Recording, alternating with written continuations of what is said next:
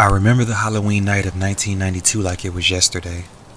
My daughter Christy, who was only 6 at the time, wanted to go trick-or-treating that night, but the sudden onset of a stomach bug rendered me unable to take her. She whined and moaned, of course. But that's when the idea hit me to ask our next-door neighbors to take her out. See, our neighbors had 3 kids. 2 were twins, a boy and a girl, who were around my daughter's age, and the twins had an older sister in high school who normally took them out for Halloween. Since I was friends with the parents and our kids often played together, I figured it wouldn't be too much of a stretch to ask. I called them up and asked them if it'd be okay, and they said yes. Tina, their oldest daughter, came over and picked up Christy, and she promised that she would take care of her and show her a good time. I trusted Tina. She was a good kid, and to only be 17 years old was very responsible and reliable. I could always count on her to watch Christy for me when I needed a sitter in a hurry. I adjusted my daughter's costume. She was going as Jasmine from Aladdin, and gave her a final kiss before I let her leave. I expected them to return 2 hours later, but it was nearly 2.5 hours later when I got up off the couch to answer a frantic knocking at my door. It was Tina. She was crying hysterically, so I instinctively turned to the kids and knew something must have gone terribly wrong when all I saw were the twins. "Where's Christy?" I asked, feeling the fear rise in my throat.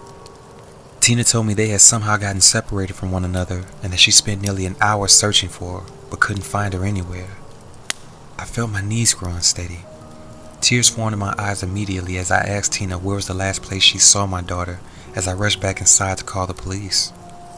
She gave me the area and I relayed that information to the dispatcher. I put on some shoes, grabbed my car keys and threw on my coat and prepared to go out and find my baby.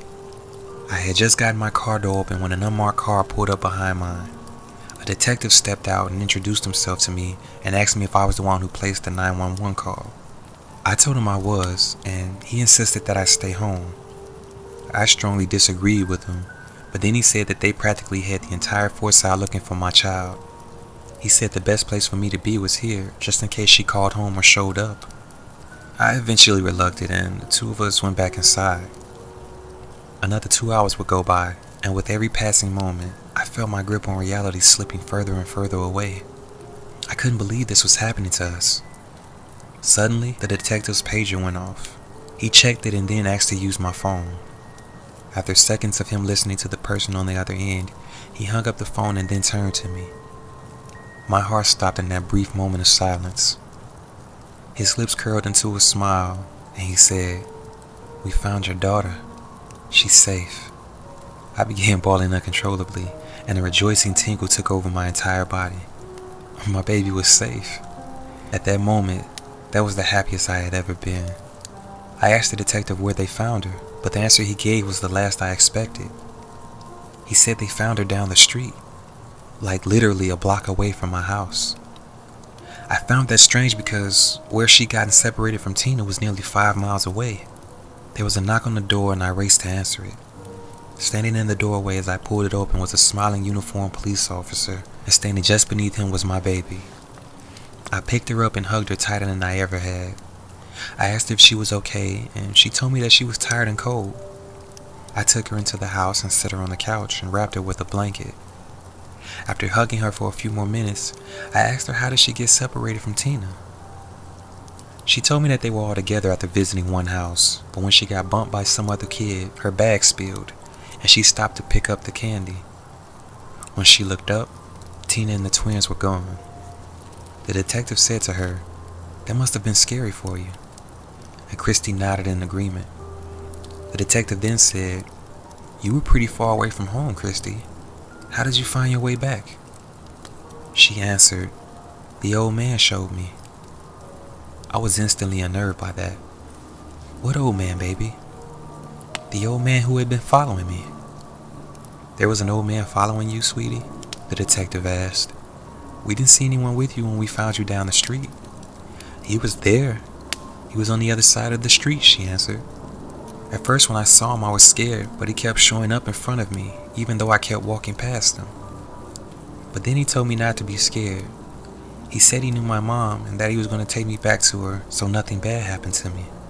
So he pointed the way he wanted me to walk. Every time I came to a new street, he would point to me which way to go. It took forever, but he finally pointed me here. The detective said calmly, "That was very nice of him. Tell me, sweetie, you think you can tell me what this old man looks like?" Christy nodded. "He was old, and he had a gray mustache." "Can you tell us anything else about him, baby?" I asked. She thought about it for a second and said, "He had on an orange cape." "An orange cape?" I repeated. "Yep, an orange cape with a hood."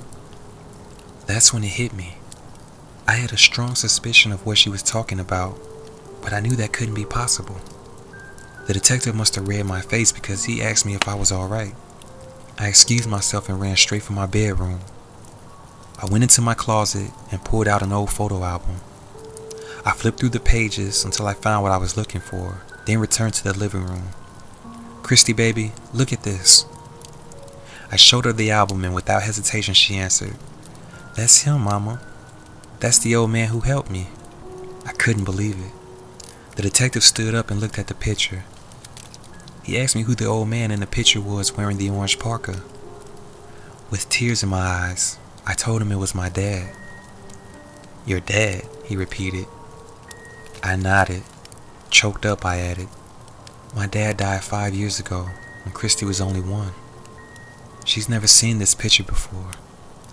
When we were kids, my dad used to wear this bright orange parka, so if me and my sister ever got separated from him, we'd be able to spot him easily in the dark. We were so embarrassed by the brightness of it though, he would often walk on the opposite side of the street to spare us from humiliation in front of our friends. But he was always there, keeping a close eye on us and directing us when it came time to move to the next block." The detective seemed just as confused as I was, but neither of us tried to explain it away. I just looked at it as a blessing. My baby was home and safe, and for what I strongly believe, my dad played a big part in that.